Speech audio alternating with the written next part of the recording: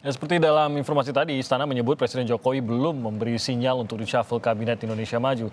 Apakah Jokowi menunggu waktu yang pas? Dari kalangan mana kira-kira Jokowi akan mengganti setidaknya kedua menterinya yang terjerat kasus korupsi? Kami akan membahasnya bersama analis politik Ujang Komarudin. Mas Ujang juga sudah bergabung bersama kami. Selamat pagi Mas Ujang. Ada juga Selamat pakar pagi, hukum. Bang Timothy. Terima kasih Mas Ujang sudah bergabung. Pakar hukum, ahli tata negara dan juga dari Pukat UGM ini ada Mas Zainal Arifin Mohtar atau Mas Uceng. Selamat pagi Mas Uceng. Selamat pagi Mas Tim.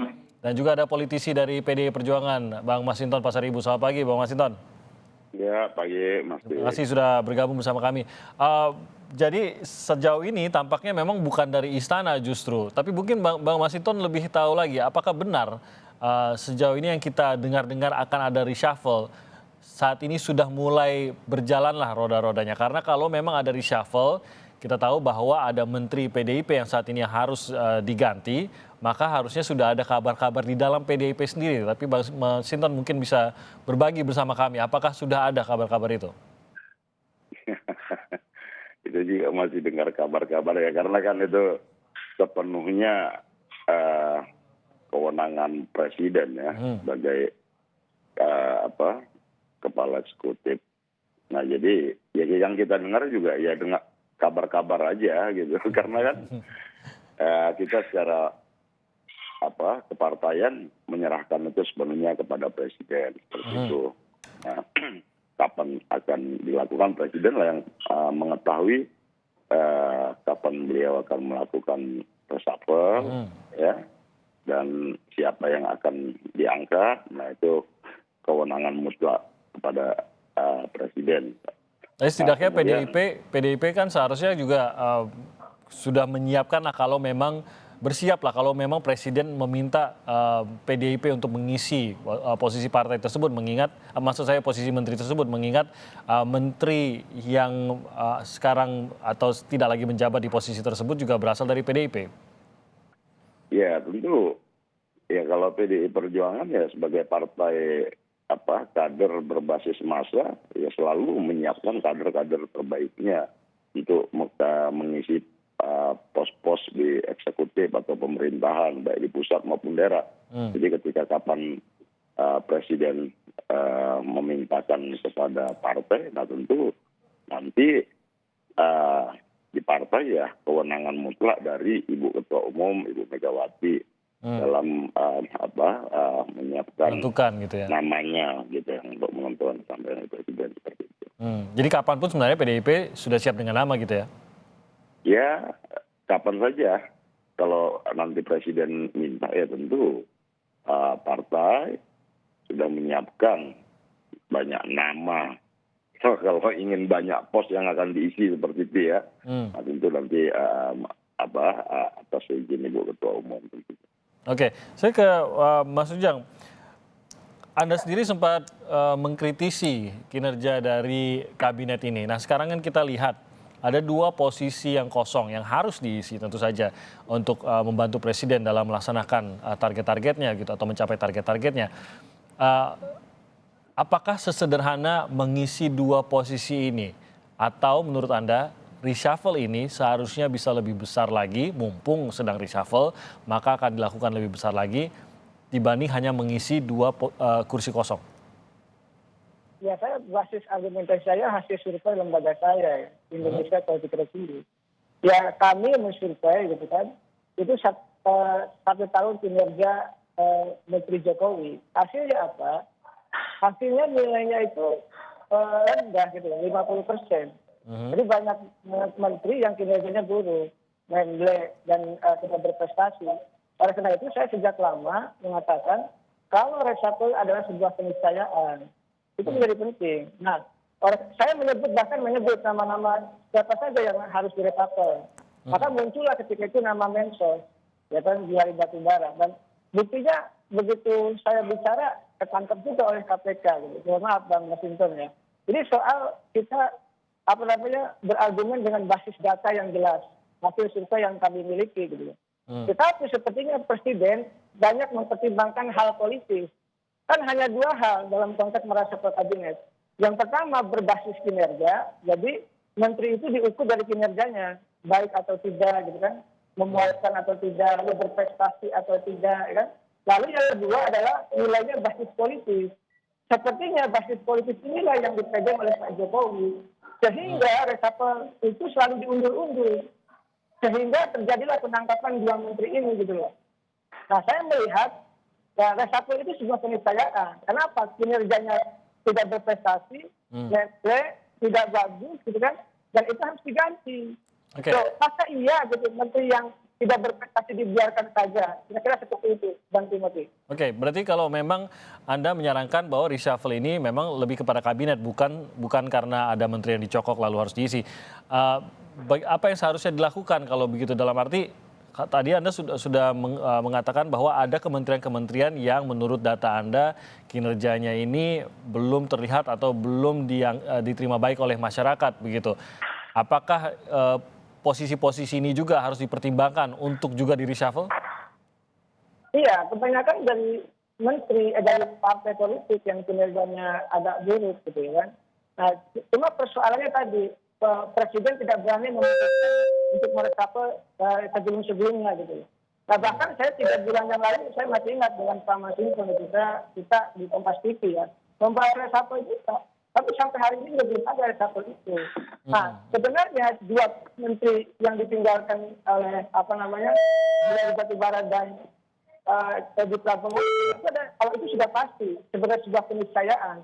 Tetapi bagaimana dengan menteri yang kinerjanya buruk, yang hasilnya kita sesuai dengan objektif gitu. Ini harus menjadi bahan pertimbangan dari Pak Jokowi. Dan ada 2 lagi, Bang Timothy. Gimana dengan Mas? Ya, katakanlah pertimbangannya, maksud saya salah satu pertimbangan utamanya kita katakanlah mengenai kinerja dari kementerian dan persepsi masyarakat. Menurut data Anda, kementerian mana itu? Ya ada di situ, ada menteri sosial, ada menteri tenaga kerja, ada menteri pariwisata, ada menteri agama, ada mensos, menteri BUMN. Dan ini sesungguhnya harus kita koreksi gitu loh. Bahkan saya hampir tiap minggu itu diwawancara terkait dengan reshuffle ini juga. Ya saya katakan saya objektif saja, tidak pernah menilai orang dengan subjektif. Oleh karena itu kejadian penangkapan 2 menteri KPK itu harus menjadi momentum gitu loh. Perbaikan evaluasi setelah menurun. Jangan sampai begini loh, ketika kita survei hasilnya kurang memuaskan atau tidak memuaskan, lalu istana mengatakan kinerja menteri sudah baik gitu, sehingga tidak ada reshuffle. Ini kan menjadi sebuah mohon maaf tanda petik ya, ada penyimpangan atau pembodohan terhadap informasi publik.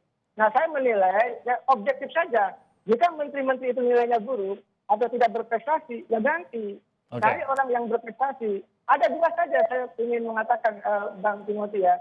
Yang pertama ada kasus 2 menteri yang ditangkap KPK itu kan mencoreng wajah kabinet Jokowi. Oleh karena itu carilah orang yang berintegritas, yang pertama. Yang kedua, carilah orang yang capable, yang mampu gitu loh. Untuk bisa mendorong visi misi dan program kebijakan Pak Jokowi di kementerian-kementerian itu. Nah hari ini saya masih melihat misalkan begini, menteri-menterinya jalan-jalan sendiri ingin misalkan jadi capres dan cawapres, membangun pencitraan untuk diri dan partainya. Ini menjadi persoalan, bahkan saya dapat bocoran di istana katanya. Para menteri hari ini sudah keliling, sudah jalan untuk persiapan menjadi capres. Kan lucu. Bahkan ada menteri juga yang datang ke Pak Jokowi yang mengatakan, Pak, kami tidak akan capres-capres dan saya akan membackup Pak Jokowi. Nah ini kan menjadi persoalan. Harusnya semua menteri itu memacu kinerja yang luar biasa yang baik. Agar apa? Agar istana itu dipandang oleh publik dengan pandangan yang baik. Gitu. Agar rakyat juga menilai menteri juga bekerja dengan baik. Ini yang harus kita perhatikan. Oke. Baik, saya ke Mas Ujang. Mas Ujang, sebenarnya apakah memang perlu sangat cepatkah penggantian menteri ini? Banyak pertimbangan saya yakin Pak Jokowi sebagai yang memiliki hak prerogatif untuk mengganti. Tapi kalau secara aturan saja atau secara tata negara saja, tidakkah sebaiknya memang segera ada penggantian begitu ada menteri yang dicopot ataupun harus mengundurkan diri dari posisinya? Iya, saya tentu saja ini terserah presiden ya, karena presiden dalam sistem presidensial, presiden adalah penanggung jawab utama, mau menteri adalah pembantunya. Tapi ada satu wacana saya yang agak keliru dilihat oleh orang, yaitu ketika perombakan kabinet atau pergantian menteri itu dianggap sebagai ketidakstabilan pemerintahan. Padahal sebenarnya sebaliknya. Dalam secara politik ada yang mengatakan bahwa pergantian menteri atau perombakan kabinet itu adalah bagian dari menjaga kepercayaan publik terhadap pemerintah. Ya. Jadi harusnya menurut saya perombakan itu dengan tujuan yang tadi. Kita bisa lihat ya, sekarang di Kementerian Sosial misalnya di KKP misalnya di website mereka saja masih mencantumkan 2 orang sebagai menteri. Itu karena itu tadi karena entah apa ya, mereka tidak bisa belum berani untuk mengganti dengan mudah. Ya. Termasuk kalau kita baca Kementerian Sosial sebagai media, sebagai tempat di hari korupsinya itu masih mencantumkan menterinya sebagai orang menganjurkan anti korupsi, padahal yang satu dapat sebelumnya dan ditangkap dalam kasus korupsi. Apa yang mau bilang sebenarnya lagi-lagi gantian kabinet itu adalah untuk menjaga kepercayaan publik, ya, menjaga integritas pemerintahan di hadapan publik. Itu yang pertama. Yang kedua, kita tentu tahu bahwa prerogatif presiden. Kalau kita lacak dari 12 menteri terakhir yang ditangkap oleh pemberantasan korupsi, ya, oleh KPK misalnya, itu 8 diantaranya adalah menteri yang terafiliasi ke partai politik. Oke. Nah, saya tidak mengatakan bahwa partai politik pasti buruk, bukan itu poin saya. Tapi poin saya adalah presiden mau tidak mau harus dipaksa untuk melakukan upaya pencarian seseorang yang paling tidak menurut saya memiliki 3 karakter dalam dirinya. Yang pertama tentu saja dia memiliki integritas, ya. Yang kedua dia memiliki kapabilitas, kemampuan, dan yang ketiga adalah dia punya akseptabilitas. Tapi akseptabilitas itu bukan hanya sekedar akseptabilitas politik, tapi juga akseptabilitas publik. Nah, saya melihat kritik terbesar terhadap pemerintahan Jokowi paling tidak dari proses pemilihan menteri dalam 2 kali yang dilakukan.